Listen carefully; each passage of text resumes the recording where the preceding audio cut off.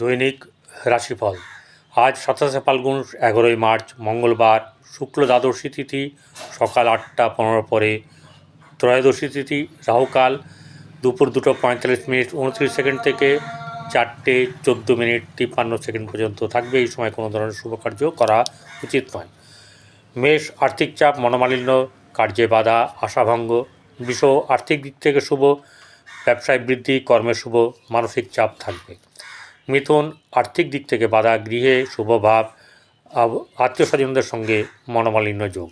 কর্কট মানসিক চাপ, সমস্যা ও বাধা থাকবে, আর্থিক চাপ থাকবে, উদ্বিগ্নতাও থাকবে।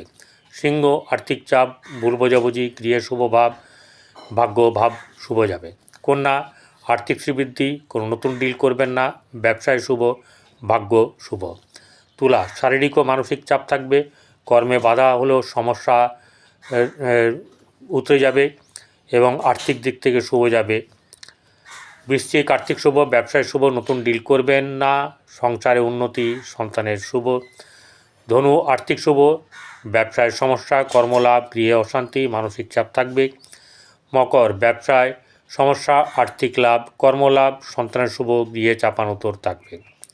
কুম্ভ আর্থিক দিক থেকে শুভ, গৃহে আনন্দ লাভ, সন্তানের দিক থেকে নিয়ে চিন্তা এবং সমস্যা থাকবে, মানসিক চাপ থাকবে।